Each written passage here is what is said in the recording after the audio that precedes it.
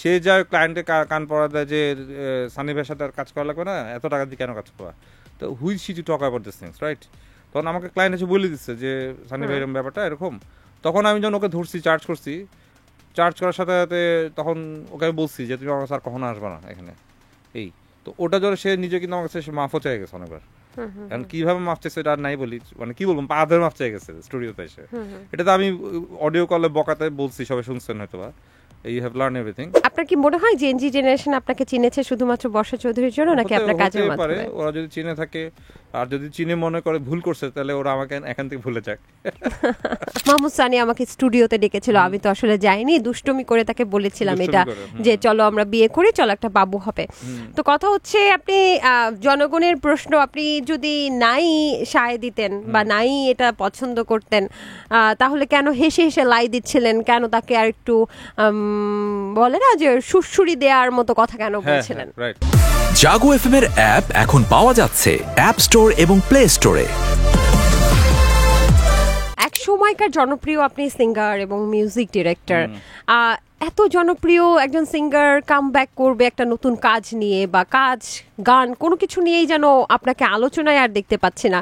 সর্বশেষ আলোচনায় দেখতে পেলাম বর্ষা চৌধুরীকে নিয়ে। বলা যায় যে জেনজি জেনারেশন আপনাকে নতুনভাবে চিনছে বর্ষা চৌধুরী ইস্যু নিয়ে। মানে কেমন লাগছে আপনার ভাইরাল হয়ে? ভাইরাল শব্দটা জানি না, I think it's a word call controversy. Viral, আমি আসলে ভাইরাল কথাটা এখনকার জেনারেশনে বলে, বাট এটা আমার কাছে কন্ট্রোভার্সি মনে হয়। কারণ আসলে আমি নিজেও জানতাম না, সবই আল্লাহর ইচ্ছা যে কেমনে জানি বেড়ে যাচ্ছি।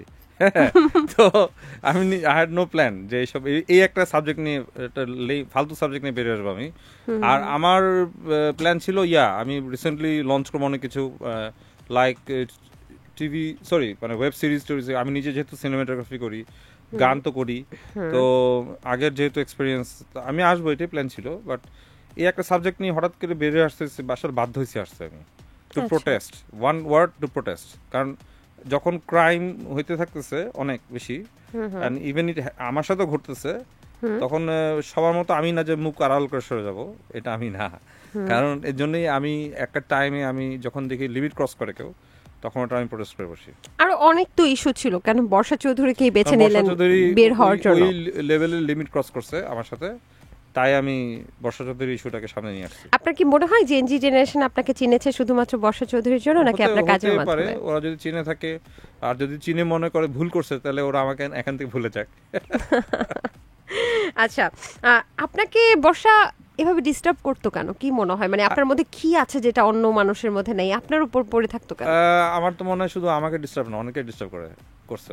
আচ্ছা, মানে as far as I learn about her, মানে যতটুকু জানছি, শুধু আমি না, ওকে যে হেল্প করতে গেছে তারই ও মানে ডিস্টার্ব করছে। আপনি তাকে হেল্প করতে গিয়েছিলেন? হ্যাঁ, মানে ওর সাথে ব্যাপারটা হচ্ছে ডিসেম্বরের, ও তো অনেক আগে পরিচিত, সেই 2010 থেকে ওরা আমার ফ্যান হিসাবে আমার কাছে আসতো দলবল নিয়ে।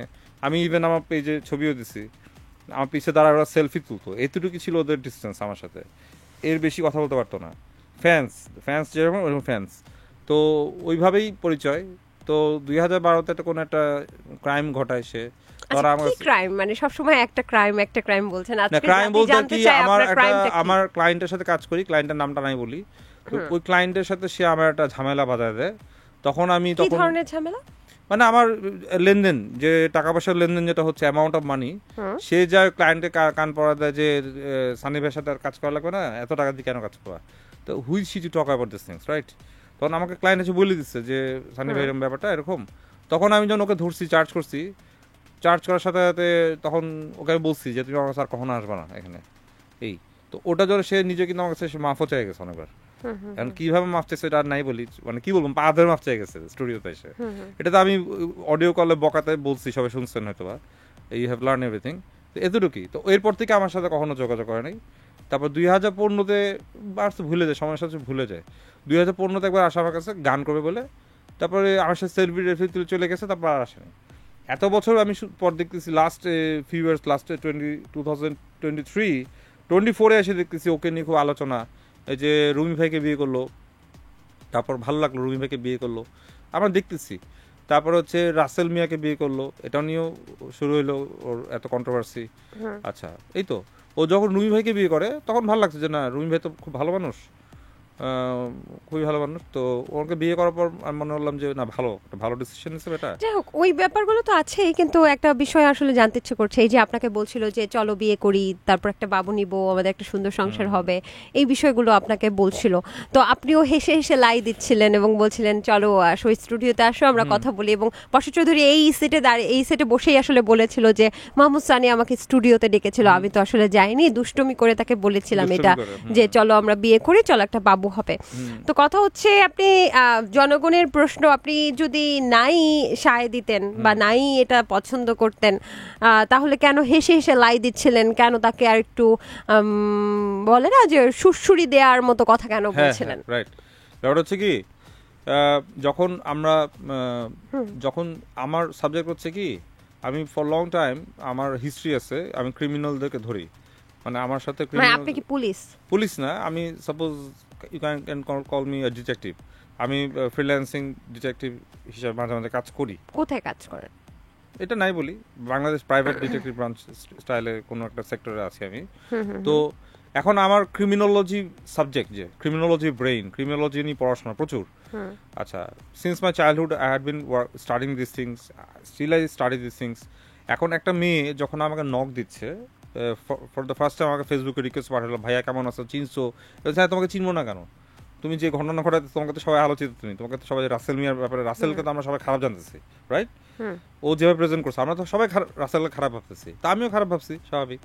তো ওই কথা, তারপর আমাকে সে প্রথমবার ফোন দিল, প্রথম দিন ফোন দিয়ে সে আমাকে ভালোবাসার প্রেমের প্রপোজাল দিয়ে বসলো। আমি স্টপ করছি। এর আগে দেয়নি কখনো? না, এর আগে কখনো দেয়নি। সে প্রথমে বললো তোমাকে আমি অনেক ভালোবাসতাম ছোটবেলা থেকে, এখন বলতে পারতাম না, এখন তো ম্যাচিউর হয়েছি, এই জন্য বললাম। আপনার কি মনে হয় তখন কি সে ড্রিঙ্ক করা ছিল? না, she was totally in sense, কোনো ড্রিঙ্ক না। তারপর আমি প্রথমবার অফ করলাম, দ্বিতীয়বারও সে একই প্রপোজালটা দিল, তৃতীয়বারে কি করলো, সে আমার ছবি নিয়ে তার ওয়ালে, তার ফেসবুক পেজের মধ্যে সে ছবি দিয়ে দিল, এটা কভার পিকচার হিসেবে দিয়ে দিল, আমার চোখের টুক পার্ট দিয়ে হার্ট সাইন মেরে দিল। এবং যেহেতু এর মধ্যে ওই সময় সে হিজাব ছাড়ছে, হিজাব পরে, হিজাব নিয়ে কন্ট্রোভার্সিতে চলতেছে, মানে আপনি তার আপনি তার আপকামিং টার্গেট ছিলেন, এরকম কিছু লাইক দ্যাট। জাগো এফএম এর অ্যাপ এখন পাওয়া যাচ্ছে অ্যাপ স্টোর এবং প্লে স্টোরে।